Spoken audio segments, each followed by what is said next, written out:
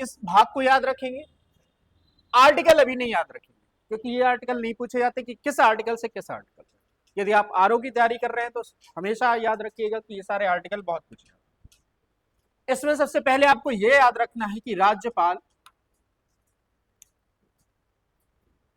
के आर्टिकल शुरुआत होती है, राज्यपाल से शुरुआत होती है 153। हालांकि जो राज्य सरकार है या भाग 6 है वो शुरू हो जाता है 152 से, लेकिन 152 में सिर्फ राज्य की परिभाषा दी गई कि व्हाट इज राज्य, व्हाट इज द स्टेट, और राज्य की वही परिभाषा है जो मैंने आपको आर्टिकल 12 में लिखवाई या 12 में समझाई। अरे 12 में सबसे पहले बताई थी, 36 तो मैंने बताई भी नहीं। तो 12 मैंने जो राज्य की परिभाषा बताई थी कि वह राज्य की परिभाषा में वह सभी शामिल हैं जो राज्य से पैसा लेते हैं, राज्य का पावर यूज करते हैं, वो सारे राज्य में।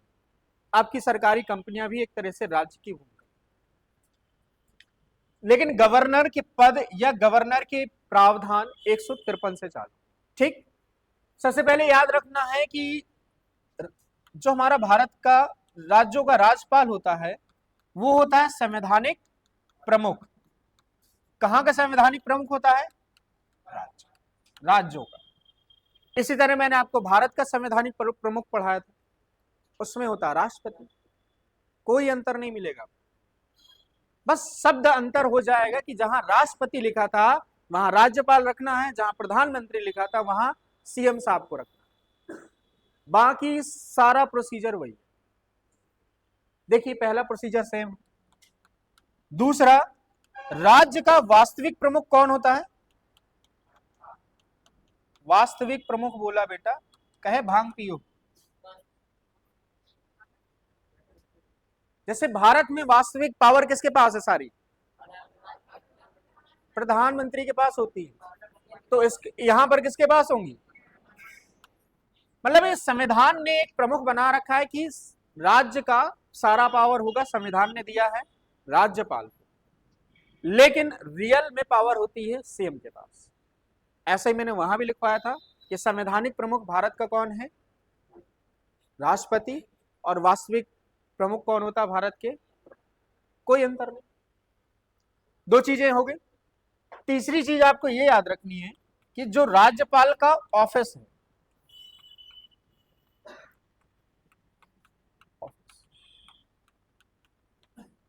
यह मान चलते हैं राज्यपाल का जो पद है वो लिया गया है भारत शासन अधिनियम 1935। ये तीन चीजें आपको ज्यादा याद रखनी। पेपर में बहुत छोटी छोटी बातें पूछ ली जाती हैं, आप कंफ्यूजन पैदा कर लेते हैं अपने दिमाग में। वहां यदि कॉन्स्टिट्यूशन की बात करें तो हमेशा याद रखिए कि राष्ट्रपति होंगे केंद्र में और राज्य में राज्यपाल। वहीं वास्तविक प्रमुख की बात करें तो केंद्र में पीएम और राज्य में सीएम। ठीक, दो लाइनों से शुरुआत करते हैं फिर धीरे धीरे बढ़ते हैं। लिखिए, हाँ तुम डिजाइन बनाओ। लिखिए,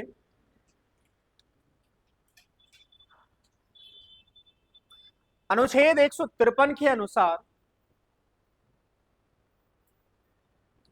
अनुच्छेद 153 के अनुसार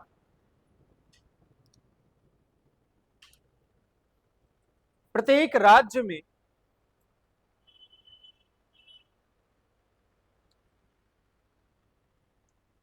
एक राज्यपाल होगा। प्रत्येक राज्य में एक राज्यपाल होगा, लेकिन एक ही व्यक्ति को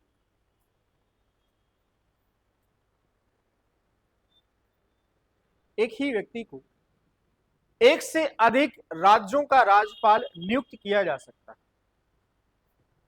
एक ही व्यक्ति को एक से अधिक राज्यों का राज्यपाल नियुक्त किया जा सकता है।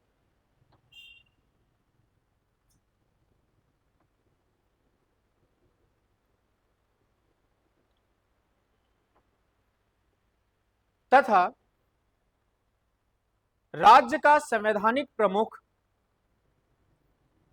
राज्य का संवैधानिक प्रमुख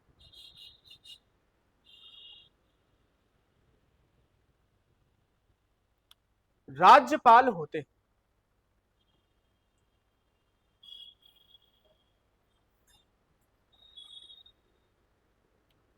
और वही राज्य का वास्तविक प्रमुख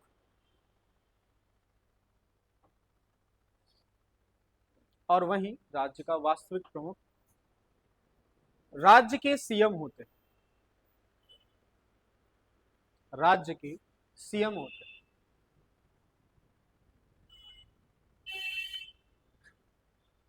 तथा राज्यपाल का कार्यालय तथा राज्यपाल का कार्यालय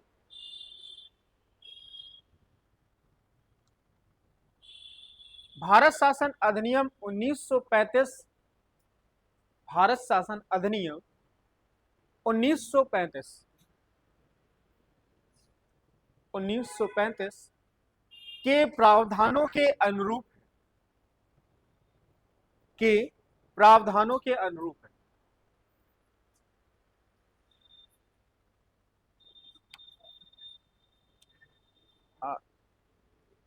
कहां से छूट गया? भारत शासन अधिनियम 1935 के प्रावधानों के अनुरूप है। अब मान के चलिए कोई एक वे व्यक्ति है, ठीक, मान के चलिए मैं, अब मुझे राज्यपाल बनना है तो मेरे लिए कुछ योग्यताएं तय की गई। संविधान ने कुछ योग्यताएं बताई हैं कि ये योग्यता आपके पास होनी चाहिए, और संविधान में सिर्फ दो ही योग्यता, संविधान में सिर्फ दो तरह की योग्यता ही दी रखी। पहला है इसे भारत का क्या होना चाहिए? सिटीजन हो। दूसरा है इसकी आयु कितने वर्ष हो? बस। संविधान के प्रावधानों के अनुसार सिर्फ दो ही बातें संविधान में लिखी हैं। पहला, भारत का नागरिक हो 35 साल। यदि मेरी आयु 35 साल है और मैं भारत का नागरिक हूं तो मैं राज्यपाल बनने के लिए योग्य हूं। लेकिन एक आयोग बना था जिसका नाम है सरकारिया आयोग। कौन सा आयोग? सरकारिया आयोग। सरकारिया आयोग ने कुछ सिफारिशें की कि जब भी राज्य का नया राज्यपाल नियुक्त किया जाएगा तो वह व्यक्ति होना चाहिए राज्य का मतलब कहने का तात्पर्य है कि उस राज्य से संबंधित किसी व्यक्ति को उस राज्य का राज्यपाल नहीं बनाया जाए। मान के चलिए मैं उत्तर प्रदेश से आता हूं तो मुझे उत्तर प्रदेश का राज्यपाल कभी नहीं बनाया जाए, ये सिफारिश, क्योंकि मान के चलिए मुझे राज्यपाल बना दिया उत्तर प्रदेश का, ठीक, तो जैसे ही मेरे पास पावर आएगी तो सबसे पहले मैं क्या देखूंगा? अपना गृह जमकर सबसे पहले सारा पावर यूज करूंगा अपने होम डिस्ट्रिक्ट के लिए और कहूंगा कि वहां सारी चीजें व्यवस्थाएं अच्छी होनी चाहिए। जैसा सीएम साहब का होता है ना, होम जनपद होता है, तो बिल्कुल वो चमचमाए रहते हैं। चाहे अखिलेश यादव जी का देख लीजिए, चाहे मुलायम सिंह का देख लीजिए, चाहे इस समय आदित्यनाथ जी का गोरखपुर देख लीजिए, कोई भी योजना आएगी सबसे पहले वहीं जाएगी। जैसे इस समय वाराणसी पर ज्यादा ध्यान दिया जाता है क्योंकि वो पीएम साहब का संसदीय क्षेत्र है, ठीक। तो यदि राज्य का व्यक्ति होगा तो हो सकता है कि बायस हो जाए। मान के चलिए राज्य का व्यक्ति हो गया, इसी राज्य के एक रिश्तेदार को अब हो गई सजा और इसे दंड माफ करने का अधिकार तो होता ही है। उसने एप्लीकेशन लिखी, हाँ फूफा जी मैं एक एप्लीकेशन लिख रहा हूं, थोड़ा माफ कर दीजिए। चाचा फूफा तो बन जाते हैं, अधिकारी लोग ऐसे मंत्री संतरी से दूर के फूफा बन जाते हैं। हाँ फूफा जी आपके गांव का बोल रहा हूँ, आपको मैंने बचपन में खिलाया था, भले न खिलाया हो पर खिलाया था। अब याद थोड़ा रहता बचपन में कौन कौन खिला के गया है। अब मान के चलिए आप ठीक समझो हाइपोथेटिकल कि इस पावर का यूज कैसे मिस यूज हो सकता है। पहले 70-80 के दशक में ये सिफारिशें नहीं थी, या ही 85 के आसपास। तो राज्य के का कोई बाहरी व्यक्ति ही उस राज्य का राज्यपाल होगा, पहली कंडीशन लगा दी गई। तो हमेशा यही ध्यान दिया जाता है। दूसरा होता है कि कोई सक्रिय राजनीति पर ये इस प्रावधान का बहुत दुरुपयोग, मतलब मान के चलते हैं कि कोई राजनीति में बना हुआ है और उसने किसी कारणवश चुनाव न लड़ा, 1 साल का गैप ले लिया, इसके बाद उसे नियुक्त ना करे, ऐसा कहा गया है इस आयोग में। आयोग की सिफारिशें बाध्यकारी कभी नहीं होती, आयोग की सिफारिशें सिर्फ सिफारिशों की तरह होती है। मन होगा तो सरकार यूज करेगी, नहीं होगा तो नहीं करेगी। लेकिन परंपरा में ये वाली बात हमेशा ध्यान दी जाती है। और तीसरी चीज हमेशा ये याद रखी जाती है कि उस राज्य के सीएम से एक बार बात कर लेना कि हम ये आपके यहाँ ये वाला राज्यपाल भेज रहे हैं, मतलब अनुमति नहीं लेना, सिर्फ चर्चा कर लेना कि हम आपके यहाँ ये वाला राज्यपाल भेज रहे हैं, तो आप सहमति दीजिए चाहे ना दीजिए, लेकिन हम आपको बता दे रहे हैं।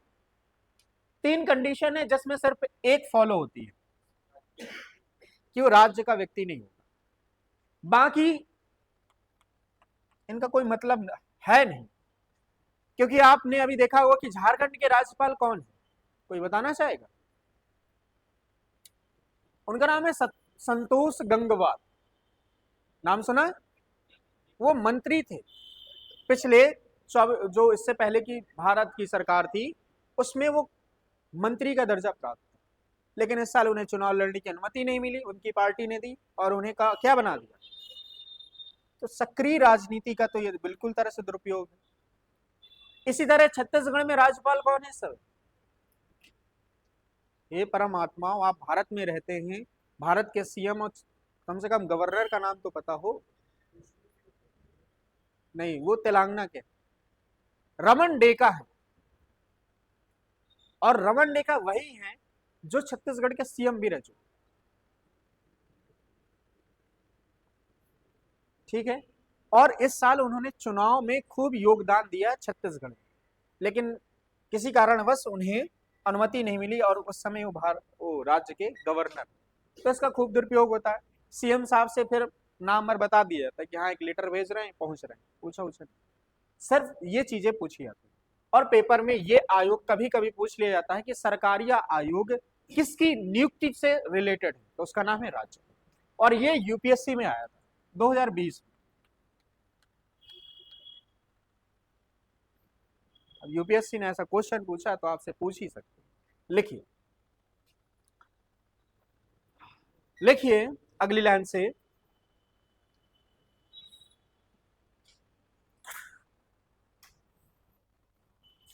अनुच्छेद 157 157 के अनुसार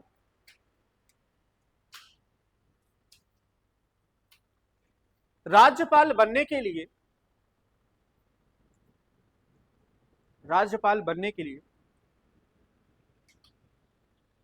वह भारत का नागरिक हो,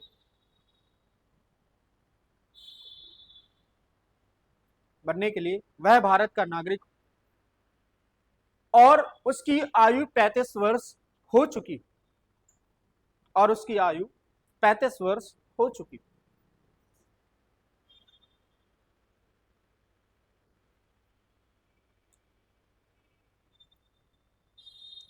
लेकिन सरकारिया आयोग ने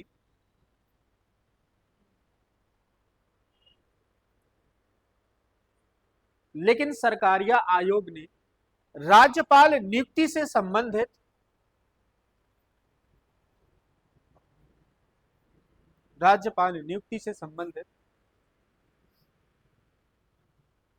यह सिफारिश की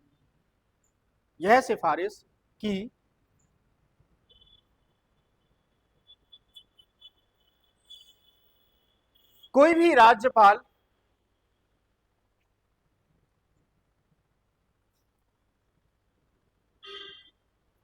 उस राज्य का नागरिक ना हो, सिफारिश की कि कोई भी राज्यपाल उस राज्य का नागरिक ना हो।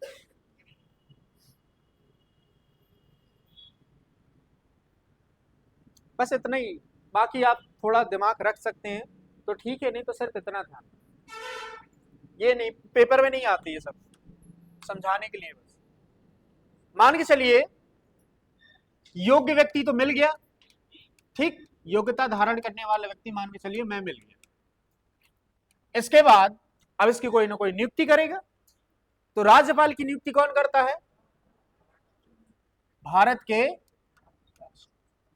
प्रेसिडेंट साहब राज्यपाल की नियुक्ति करें। ठीक, बढ़िया, राज्यपाल की नियुक्ति कर दी। इसी तरह नियुक्त होने वाला व्यक्ति कोई ना कोई शपथ लेगा। जैसे मान के चलिए मुझे ज्वाइनिंग लेटर मिल गया कि आप ज्वाइन कर सकते हैं या बन सकते हैं, इसके बाद मुझे शपथ दिलाई जाए, तो शपथ कौन दिलाता है? थोड़ा सा दिमाग लगाओ। देखिए एक चीज रखिए, गवर्नर कहां का है? ठीक, और राष्ट्रपति कहां के होते हैं? पूरे भारत देश के। तो वहां शपथ भारत के मुख्य न्यायाधीश दिलाएंगे क्योंकि भारत में है पूरा मामला। और यदि वो राज्य में नियुक्त होते हैं तो राज्य का ही कोई ना कोई जज दिलाएगा। तो जो राज्य का, जो हाई कोर्ट का मुख्य न्यायाधीश होगा, वो जज को क्या करेगा? इनको क्या करेगा? राज्य का जो मुख्य न्यायाधीश होगा हाई कोर्ट का, वो इन्हें शपथ दिलाएगा। इसी तरह क्या होता था कि जहां राष्ट्रपति होते थे, भारत के कौन दिलाते थे? जो सीजेआई होते, चीफ जस्टिस ऑफ इंडिया।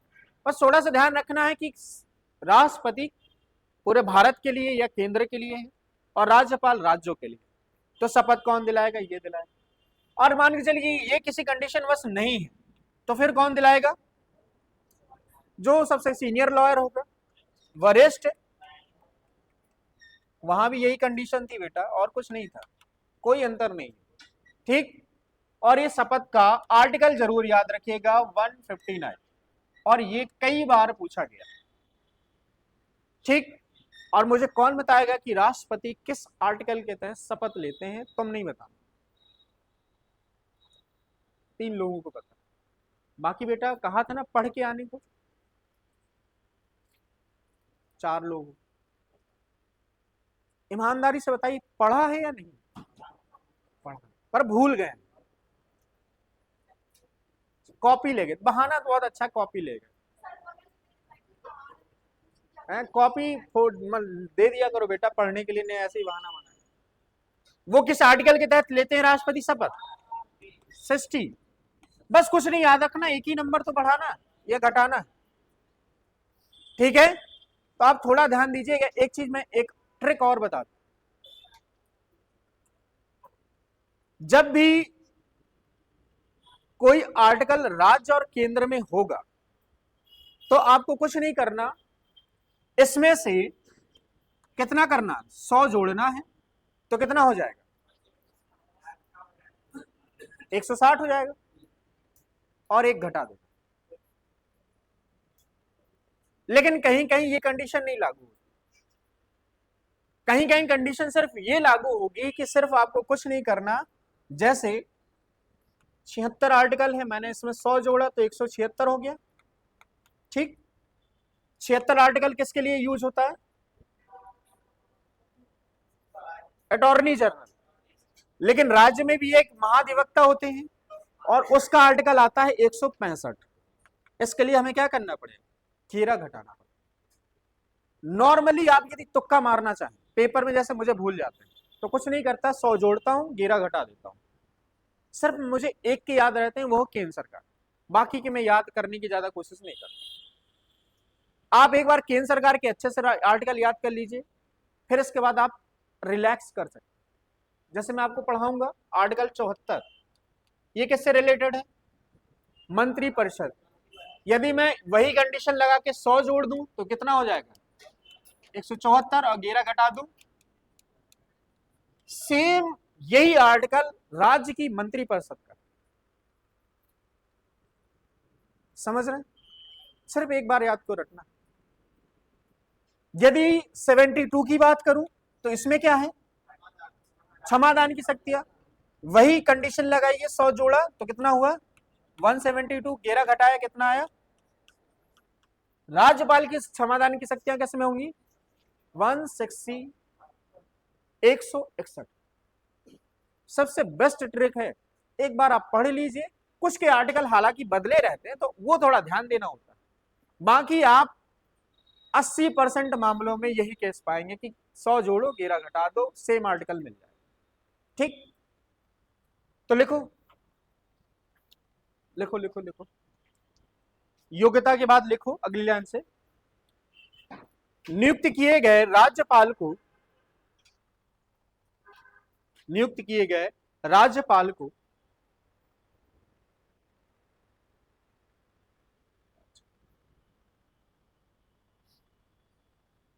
उस राज्य के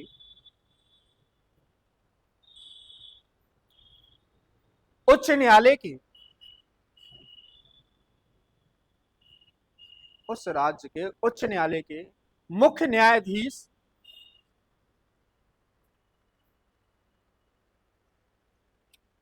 अनुच्छेद 159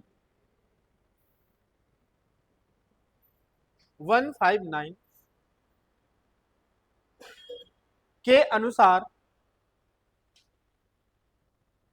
शपथ दिलाते हैं, शपथ दिलाते हैं।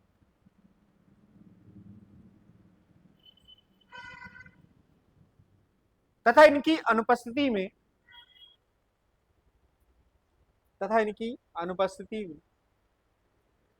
वरिष्ठतम न्यायाधीश शपथ दिलाते हैं, वरिष्ठ न्यायाधीश शपथ दिलाते हैं, वरिष्ठतम न्यायाधीश शपथ, तथा राज्यपाल की नियुक्ति, तथा राज्यपाल की नियुक्ति भारत के राष्ट्रपति करते हैं, भारत के राष्ट्रपति करते हैं, राष्ट्र।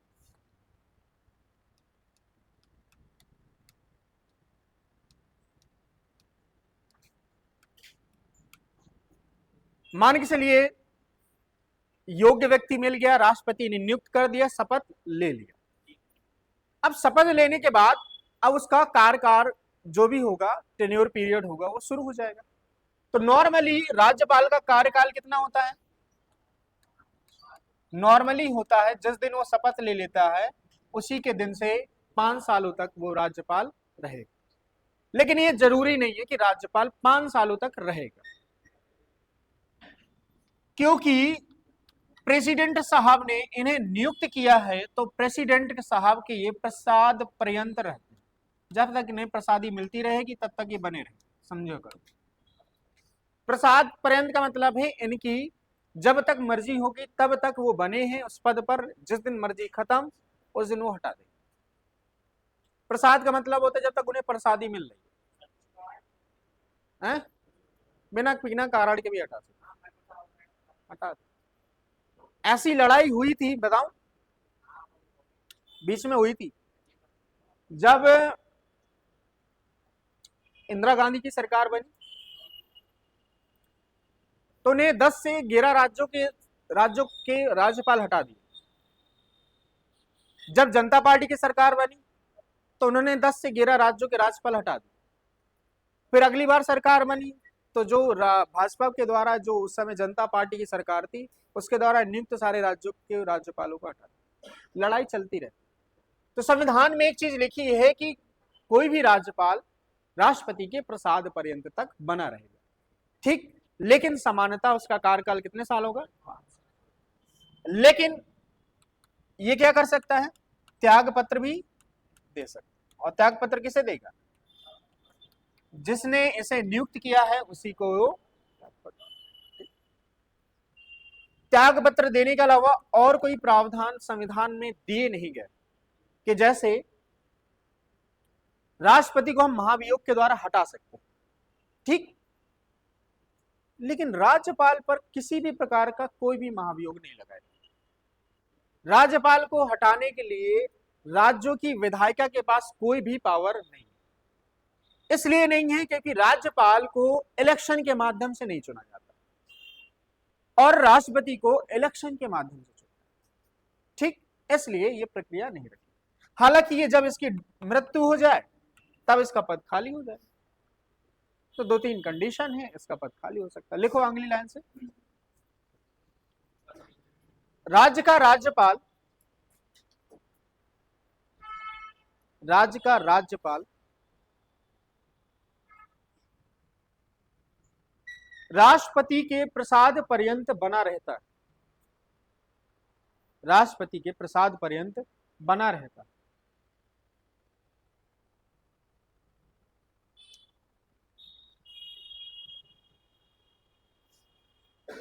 लेकिन सामान्यतः इसका कार्यकाल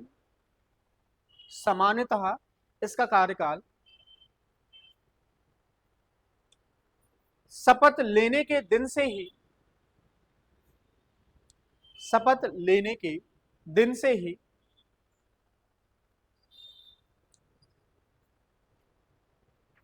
5 साल का होता है, 5 वर्षों का होता है।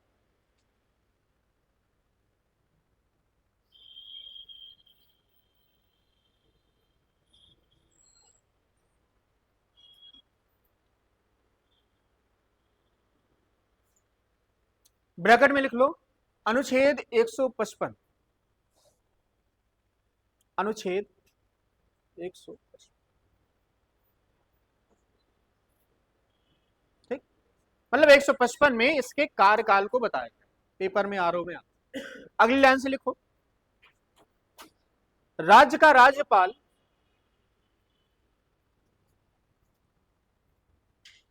राष्ट्रपति को त्याग पत्र दे सकता है,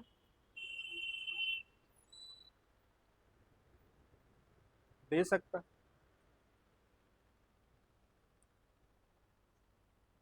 तथा यदि अचानक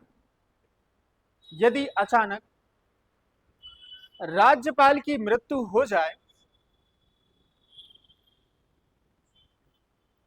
तो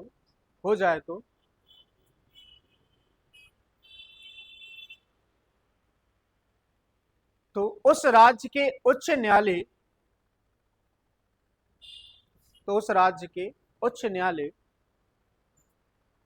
के मुख्य न्यायाधीश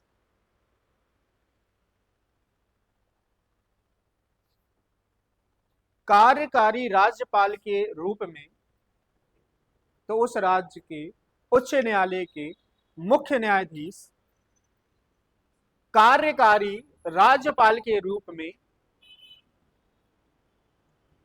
नियुक्त किए जाते हैं।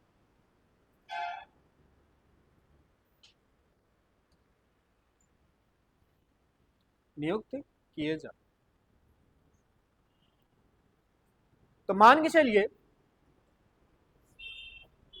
जैसे इलाहाबाद हाई कोर्ट में हमारे जज साहब हैं, जो मेन जज हैं, चीफ जज, इस समय यूपी की गवर्नर साहब हैं हमारी पटेल साहब, ठीक। अचानक इन्हें हार्ट अटैक आ जाए ना, मैं ऐसा ना हो, अचानक आए, मान के चले सुने और कहें बुलाओ इसको, मान के चले हाइपोथेटिकल है, मारना नहीं उनको, मतलब मान के चलते एग्जाम स्टेट होते हैं, उन्हें कार्यकारी राज्यपाल के रूप में राष्ट्रपति महोदय ही क्या कर देते हैं, नियुक्त कर देते हैं, और फिर वो राज्यपाल चलते रहते हैं जब तक कोई नया राज्यपाल नियुक्त ना। 3 हो गया, 5 हो गया, 6 हो गया, 7 हो गया, 8 हो गया, 9 हो गया। लिखो, हेडिंग डाल लो, क्षमादान की शक्ति एवं राष्ट्रपति की क्षमादान शक्ति से तुलना, शक्ति से तुलना, पेपर में आता है ये, तुलना करेंगे हम इसकी। हेडिंग डाल लो, क्षमादान शक्ति एवं राष्ट्रपति की क्षमादान शक्ति से तुलना। ठीक, देखिए मैंने जब आपको राष्ट्रपति पढ़ाया तो मैंने आर्टिकल लिखवाया राष्ट्रपति में कौन सा, क्षमादान की शक्ति राष्ट्रपति के पास किस अनुच्छेद के तहत होती है, 70। इसके बाद मैंने एक प्रावधान लिखवाया था कि इसे मृत्यु दंड प्राप्त व्यक्ति को भी क्षमा करने की शक्ति है। ये इसे क्या कर सकता है? क्षमा दान।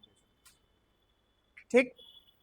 लेकिन राज्यपाल के पास ऐसी कोई भी शक्ति, पहला अंतर यह है। तो राज्य का राज्यपाल किसी भी प्रकार की मृत्युदंड यदि मिला है तो उस पर किसी भी तरह की कार्यवाही नहीं। लेकिन इसके साथ जो भारत के राष्ट्रपति होते हैं, यदि किसी को सैनिक न्यायालय, सैनिक न्यायालय का मतलब होता है जो मार्शल कोर्ट होते हैं हमारे यहाँ, जो सेना के कर्मचारियों अधिकारियों को सजा सुनाई जाती है, इसकी क्षमादान की शक्ति भी किनके पास होती है? राष्ट्रपति के पास। लेकिन यहां राज्यपाल के पास ऐसी किसी भी तरह की कोई शक्ति, दो अंतर हैं, मेजर दो अंतर हैं, याद रखना। पहला है मृत्युदंड का अधिकार राज्यपाल के पास नहीं होता क्षमा कर सके। दूसरा है कि सैनिक न्यायालय या जो हमारे कौन सा कोर्ट, मार्शल कोर्ट, यदि कोई भी जज सजा सुनाता है तो उसे माफ करने का अधिकार नहीं। बाकी अन्य तरह के अधिकार कौन कौन से हैं प्राप्त? मृत्यु के बाद होता है विराम लगाना, परिहार, लघुकरण, प्रविलंबन, ये सारे के सारे अधिकार इनके पास। मतलब वो विराम लगा सकते हैं, परिहार कर सकते हैं, लघुकरण कर सकते हैं और प्रविलंबन भी कर सकते हैं। ठीक। बाकी दो अन्य तरह के पास इनके पास नहीं। और ये आर्टिकल प्रयोग होगा कैसे? सेम आपको याद रखना है, 100 जोड़ देना है और घेरा घटा, तो कितना आ जाएगा? आप एक याद कीजिए, एक के साथ एक फ्री पाई। बस एक ध्यान रखिए कि कहां कहां ये फ्री मिल सकता है। नॉर्मली कंडीशन में मिल जाता है, पर आप सोचे कि नहीं हर जगह लगाएं तो फिर कुछ अपवाद हैं, तो फिर ध्यान देना, अपवाद ध्यान देना, बाकी तुक्का मारते रहना।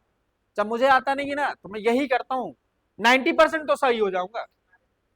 हाँ, something is better than nothing, कुछ नहीं से कुछ सही मिल लिया है। लिखो, अरे बेटे बचपन की लाइन है, मैं हमेशा यही सोचता हूँ, मेरी फिलॉसफी यही है, आधा गिलास भी एक तरह से पूरा गिलास है। यदि आपसे इंटरव्यू में पूछा जाए कि आधा गिलास रखा है, आप क्या सोचते हैं? क्या यह आधा गिलास है? नहीं, वो पूरा है। आप अपनी नजरिया बदलिए देखने का। पानी तो है ना, चाहे वो एक बूंद हो चाहे पूरा हो, खाली नहीं है, कुछ खाली नहीं, उसमें हवा भरी है। बाकी गिलास में तो हवा भरी है ना, गिलास थोड़ा खाली है। समझ रहे? ऐसे क्वेश्चन आते हैं इंटरव्यू में, वहां बहुत घुमाते हैं। चलो लिखो, आपको इंटरव्यू नहीं देना, मुझे देना, तो मैं ध्यान देता हूँ।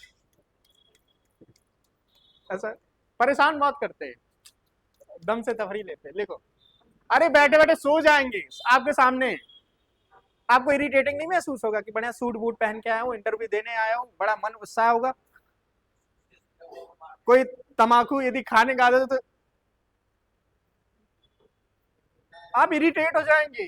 बस वो चाहते हैं कि आप इरिटेट हो जाएं, फिर आप गलत कर जाएं।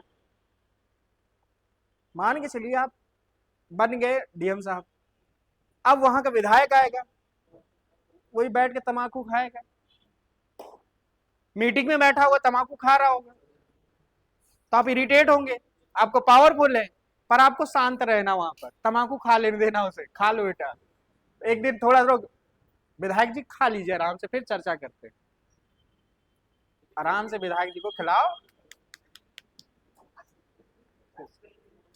अरे जब मैंने एक बार दिया तो एक लेडी मेंबर थी, वो चली गई थी उठ के, और फिर चाय नाश्ता करके थोड़ी देर में आ गई। मैंने कहा यार हद हो गई। होता है बेटा, ऐसा ही होता है, बैठे रहे घूरेंगे ऐसे, कुछ तो करो, हिलो डुलो। एक का काम होता सर देखना, ऑब्जर्व करना, कुछ तो करो, आंखें तो नहीं हिला, बॉडी पैर तो नहीं, जस्ट नॉर्मल क्या होता है, हम लोग का ये वाला पैर वाइब्रेट होने लगता है। तो हमेशा कोशिश की जाती है कि अपना हाथ यहाँ रखो, जैसे जैसे बैठा जाता है ये, तो इससे प्रेशर पॉइंट हमेशा दबाए रखो, ये हिलेगा ही। और कुछ बच्चे ऐसे बैठते हैं तो उनका थोड़ी देर बाद ये होने लगता है। आपको यदि प्रेशर पॉइंट क्रिएट नहीं करने, तो पोस्चर ऐसा कर लो, ऐसे बैठ, जितना मन चले पूछने दो, बस इसको थोड़ा सा दबाए रखो। जैसे ही आपको पता है लो फील हो, हल्का सा पुश कर लो, हाथ को दबा दो, क्योंकि आपका दिमाग तुरंत डाइवर्ट होकर आपके इधर पड़ जाएगा, और थोड़ी देर बाद जैसे दिमाग को रिलैक्स मिलेगा आप शांत हो जाएंगे। इंटरव्यू में ऐसे डराते हैं कि आपका कॉन्फिडेंस शुरुआत के 2 मिनट हिला देंगे, ताबड़तोड़, मतलब एक से एक। बस दिमाग बना के जाओ। दूसरी बार में दिमाग बना के गया, क्या पूछोगे यार, ज्यादा से ज्यादा भगा सकते हो, इससे ज्यादा कुछ नहीं कर सकते। यदि मैं आपसे बदतमीजी नहीं करूंगा तो आप मेरा इंटरव्यू अच्छे से लेंगे। ऐसा हुआ 5 मिनट बाद एक मेंबर कहने लगा कि आपका हो गया, तो जो चेयरपर्सन थी, मेरा पड़ा था, अग्रवाल साहब थी वहां की हेड लेडी, उन्होंने कहा कि कैसे हो गया, 5 मिनट और ले लो, 5-10 मिनट और ले लो। फिर उन्होंने मुझसे 10 मिनट और बातें की, आपको इरिटेट कर देंगे, कहीं उठ जाओ। जब तक हेड चेयर ना कहे उठने को, तब तक उठा नहीं जाता, मतलब जो चेयरपर्सन होता। और मैं उठ जाता तो चेयरपर्सन नाराज, मैंने तो आपको परमिशन नहीं दी। बहुत ध्यान देना पड़ता है। इंटरव्यू का मतलब है बिल्कुल, आते नहीं लड़की वाले रिश्ता देखने, बेटा हिलना नहीं, डुलना नहीं, चाय ऐसे लाना, घूंघट अच्छा रखना, और यदि आपने एक दो टप गलत कर दिया तो फिर सब खराब हो गया, सेवा समाप्त। भले आप जितना अच्छा बता के आए हो, नंबर फिर वो जाते जाते ही देते हैं। लास्ट में मजा आया कि नहीं आया इस बंदे से बात करके, कॉन्फिडेंस है कि नहीं, एक एसडीएम बन जाएगा, यदि इसके एरिया में दंगे हो जाएंगे क्या संभाल पाएगा कि नहीं। गोली चलाने का आदेश तो नहीं होता, पर लाठीचार्ज करने का आदेश होता, तो क्या मरवा पाएगा कि नहीं मरवा पाएगा, क्योंकि निर्दयी बनना पड़ता है वहां। यदि आप सोचेंगे ये स्टूडेंट है यार, हमने भी पेपर दिया, हम भी स्टूडेंट है, दर्द समझ रहे हैं, लेकिन थोड़ी देर में स्टूडेंट में एक डे निकला, वहीं से पत्थर मार के मारा साहब, फिर आप कहेंगे ऐसी तैसी, फिर आप ही उठा लेंगे, चलो भांजा 2 हट्टी चलेगी थोड़ी देर। तो मतलब वो टेम्परा देखते हैं कि बनने लायक हो या नहीं, बस उनसे नॉलेज से कोई मतलब नहीं। नॉलेज आपका प्री में हो चुका है, मेंस में हो चुका है, वो सिर्फ देखना चाहते हैं सिचुएशन हैंडल कर पाओगे कि नहीं। हम आपको मान के चले मंत्री आ गए आपके, और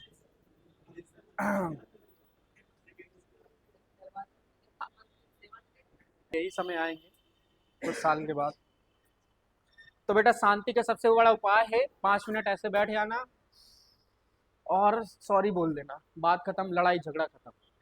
मैंने आपको जॉन रॉल्स की थ्योरी पढ़ाई है, जॉन रॉल्स की थ्योरी, अरे बताया था ना,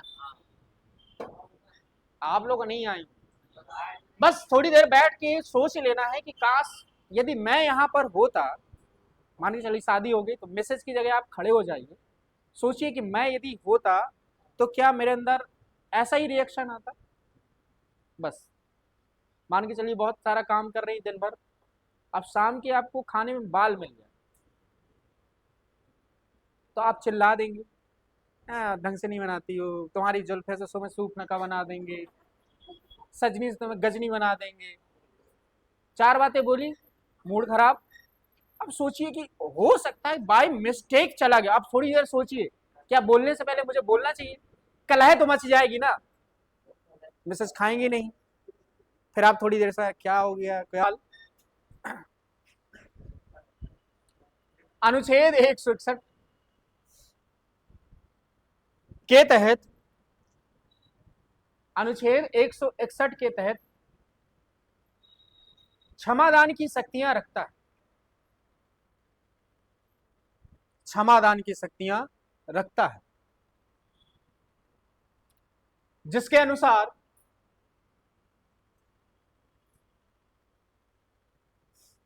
वह मृत्युदंड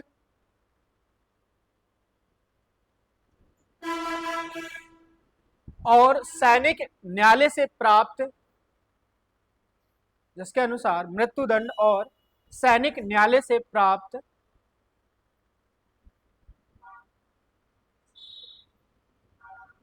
सजा को क्षमा नहीं कर सकता, सजा को क्षमा नहीं कर सकता, जैसा कि राष्ट्रपति कर सकते हैं, जैसा कि राष्ट्रपति कर सकते हैं।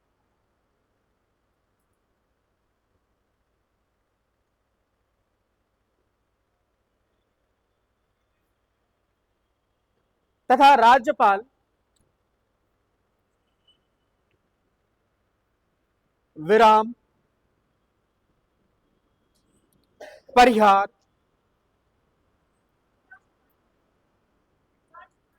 तथा राज्यपाल विराम परिहार लघुकरण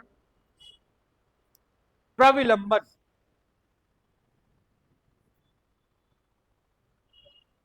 आदि कार्रवाइयां कर सकते, आदि कार्रवाइयां। यदि एक बार पढ़ के आइए घर से ये वाले शब्द, यदि आपको ना समझ में आए तो फिर मुझसे पूछेगा, मैं बता दूंगा कल, ठीक है। हो सकता है कुछ बच्चे नहीं आ पाए हो, छूट गया हो। यदि लिखा है तो पढ़ लीजिएगा, नहीं लिखा तो एक बार मैं कल आपको समझा दूंगा, ठीक है। कल आप लोग सीएम साहब वाले से कंपैरिजन करते हुए पीएम साहब पढ़ के आए, ठीक है। कल चीफ मिनिस्टर पढ़ाऊंगा।